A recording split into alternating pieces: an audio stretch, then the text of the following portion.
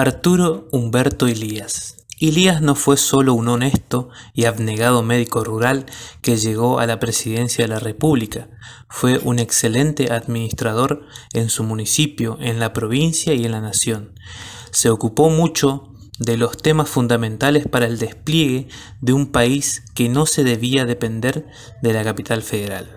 De allí la importancia de que le asignó a los diques, los caminos y el desarrollo patagónico a partir de obras energéticas como el Chocón, Cerros Colorados y de una incansable tarea educativa y asistencial en los sectores más humildes de la provincia. Nació el 4 de agosto de 1900 en Pergamino, 220 kilómetros al norte de la ciudad de Buenos Aires, en la provincia de Buenos Aires. Cursó la escuela primaria hasta el cuarto grado de la escuela provincial número 18 y quinto y sexto grado en la escuela normal mixta de esa ciudad. Los estudios secundarios los realizó en Buenos Aires, en el colegio Salesiano Pío IX del barrio de Almagro, como pupilo. A los 18 años comenzó su carrera de medicina en la Universidad Nacional de Buenos Aires. Participó de las agitadas jornadas de la Reforma Universitaria en 1918. Parte de su residencia la realizó en 1923 en el Hospital Piñero y en el Hospital San Juan de Dios de La Plata. 4 años más tarde recibió el título de doctor en medicina y fue entonces que se estableció en la ciudad de Cruz del Eje. En Cruz del Eje alquiló una vivienda en la calle Avellaneda 181, donde atendía a todos, aunque muchos pagaban como podían. Cuando alguien no tenía para los remedios, Ilías pedía al farmacéutico que le diera los medicamentos a la persona, que él después arreglaba el tema. En ese pueblo podía vérselo cabalgar kilómetros o caminando día y noche para llegar allí donde necesitaran de sus servicios de médico, su palabra de aliento. Muchos lo llamaban el apóstol de los pobres, por su dedicación a los enfermos con menos recursos. Se lo podía ver llevando medicamentos a quienes no podían adquirirlos. En 1944, 4.000 vecinos hicieron una colecta, pusieron $1 cada uno y le regalaron la casa que alquilaba, y también un auto que vendió cuando asumió como presidente, porque hasta entonces las visitas a domicilio las hacía caminando, o si era en el campo iba a caballo o en sulky. Arturo Humberto Ilías se afilió a la Unión Cívica Radical al llegar a la mayoría de edad en el año 1918, fuertemente influido por la activa militancia radical de su padre y su hermano Ítalo. Ese mismo año comenzó sus estudios universitarios en medio de la movilización juvenil que acompañaba la reforma universitaria. Tiempo después, en 1963, fue el candidato a presidente y un sábado 14 de septiembre de 1963, Cruz del Eje tiró la casa por la ventana. Todo el pueblo lo despidió a lo grande, con festival musical, damas, acto radical, oradores y el cierre del presidente electo. Tenía 63 años. En 1935 fue electo senador provincial por el departamento Cruz del Eje en las elecciones celebradas el 17 de noviembre. En las elecciones del 10 de marzo de 1940 es electo vicegobernador de Córdoba, acompañando al gobernador Santiago del Castillo, cargo que asumió el 17 de mayo de 1940, hasta que la provincia es intervenida en 19 de junio de 1943. El 20 de abril de 1948 asume como diputado de la Nación, cargo que desempeñó hasta el 30 de abril de 1952. Formó parte de la Comisión de Obras Públicas e Higiene y Asistencia Medicinal en el Colegio Electoral La fórmula encabezada por Arturo Ilías obtuvo 270 votos sobre 476 electores el día 31 de julio de 1963.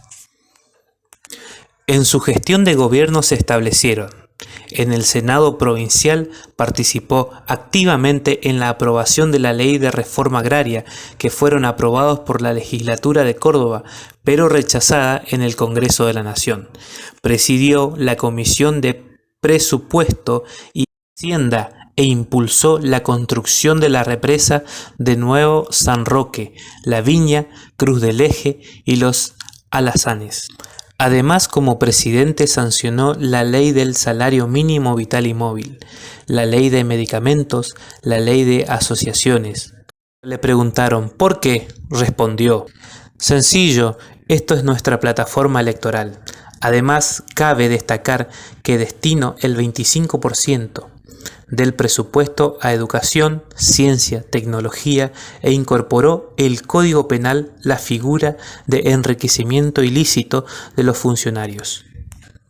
En relación a la medicina, impulsó la Ley 16.462, conocida como la Ley de Medicamentos, aprobada durante su gobierno, misma en la que trabajaron Ilías y Otoñativa, que tenía como contenido regular la comercialización de comenzaba declarando que las drogas, productos químicos, reactivos, formas farmacéuticas, medicamentos y elementos de diagnóstico eran bienes sociales al servicio de la pública, asimismo como la Ley 16.463, que disponía la creación del Instituto de Farmacología y Normalización de Drogas y Medicamentos.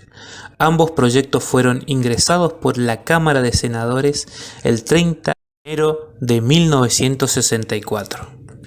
Además, agregar que, sancionadas las leyes, Oñativía se procedió a congelar los precios de los medicamentos y exigir que las empresas farmacéuticas declararan bajo juramento que los costos eran los declarados. Decreto 1042/65. Ninguna empresa presentó la declaración jurada. El Ministerio de Asistencia Social y Salud Pública, a cargo de Oñativía, procedió también a revisar los medicamentos registrados y solo la mitad reunía las condiciones necesarias. De 33.000 especialidades registradas, solo 17.832 cumplieron los requisitos para sus reinscripciones. El golpe militar. El 28 de junio de 1966, el general de división Julio Rodolfo Alzogaray, el jefe de la Casa Militar Brigadier Rodolfo Pío Otero, el coronel Perlinger y un grupo de oficiales se presentaron en el despacho presidencial para solicitarles a Ilías el retiro de la Casa de Gobierno. Este se negó rotundamente y luego de una fuerte discusión donde manifestó: el comandante en jefe de las Fuerzas Armadas soy yo, los militares tuvieron que abandonar el despacho. Luego de que los generales abandonaran su despacho, rodearon la Casa Rosada junto a efectivos de la policía. Perlinger volvió a pedirle que se retire. Caso contrario, no podría garantizar la seguridad de las personas que lo acompañaban. Ante esta situación, Ilías optó por dejar el lugar. Retiro de Ilías. El día siguiente de su destitución por las fuerzas del general Onganía, con la venia de las grandes empresas y el sindicalismo peronista, convocó el escribano mayor de gobierno para hacer un registro de sus bienes. Al asumir en 1963, había declarado una propiedad en Cruz del Eje, obsequiada por los vecinos para que él la utilice en la casa de consultorio. Un auto y un depósito bancario de 300.000 pesos. Al dejar el gobierno, solo le quedaba la casa en la localidad cordobesa. La plata le había gastado y el auto un Fiat 1500, lo vendió en pleno ejercicio de la presidencia para afrontar gastos por la enfermedad de su esposa. Más datos: dispuso en 3 años de 240 millones de pesos para gastos reservados, que no requerían rendición de cuenta, y solo utilizó 20 millones, entre otras cosas, para llevar obras de teatro a Europa. Ilías es considerado un político honesto y coherente, despejado de bienes materiales. Se retiró de la presidencia de la nación con menos capital del que contaba al asumir el cargo. Nunca aceptó cobrar una jubilación de privilegio. Falleció en su tierra adoptiva, Córdoba, el 18 de enero de 1983. Aquel lugar que lo vio luchar por sus dos pasiones, la medicina y la política, sosteniendo la coherencia de sus objetivos e ideales cívicos toda su vida. Sus restos fueron trasladados y sepultados en el cementerio de La Recoleta junto a dirigentes radicales y militantes caídos en la Revolución de 1890. Allí se encuentran los restos de Elpidio González, Hipólito Yrigoyen y Leandro Alem. Con respecto a su familia y lo que formó, su padre y su madre fueron Martín Ilías y su madre Emma Francescon. Sus padres italianos primero vivieron en Tandil y luego se radicaron en Pergamino. Arturo Ilías contrajo matrimonio con Silvia Elvira Martorell Caswalder, una profesora de dibujo egresada de la Escuela Nacional de Bellas Artes Prilidiano Pueyrredón. El 15 de febrero de 1939, en la iglesia parroquial María Auxiliadora de la ciudad de Punta Alta, provincia de Buenos Aires. Su esposa había fallecido de cáncer el 6 de septiembre de 1966, a los 50 años. Había ido a tratarse en un centro oncológico en Houston, y si bien el gobierno había dispuesto los fondos para el viaje, Ilías se negó diciendo que era como robarle el dinero al pueblo. Con lo que obtuvo de la venta de su auto, pagó el viaje. Arturo Ilías tuvo 3 hijos: Leandro Hipólito Ilías Martorell. Nació un miércoles 6 de febrero de 1946 en Cruz del Eje, Córdoba, Argentina.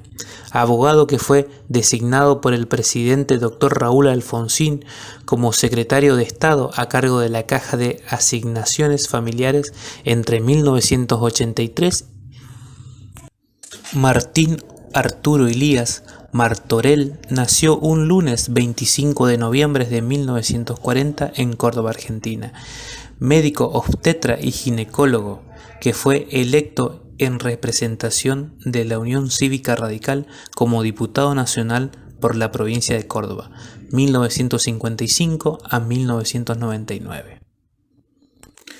Emma Silvia Ilías Martorell nació en 1940. Ilías es considerado un político honesto y coherente. Despojado de bienes materiales, se retiró de la presidencia de la nación con menos capital del que contaba al asumir el cargo. Nunca aceptó cobrar una jubilación de privilegios. Falleció en su tierra adoptiva, Córdoba, el 18 de enero de 1983 a las 20:35 horas, en la habitación 19 en el Hospital Privado de Córdoba, en aquel lugar que lo vio luchar por sus dos pasiones, la medicina y la política. Sostenido la coherencia de sus objetivos e ideales cívicos toda su vida, sus restos descansan en el Panteón de los Caídos en la Revolución de 1890, junto a dirigentes radicales y militantes. Allí se encuentran los restos de Elpidio González, Hipólito Yrigoyen y Leandro Alem. Vida de Arturo Ilías.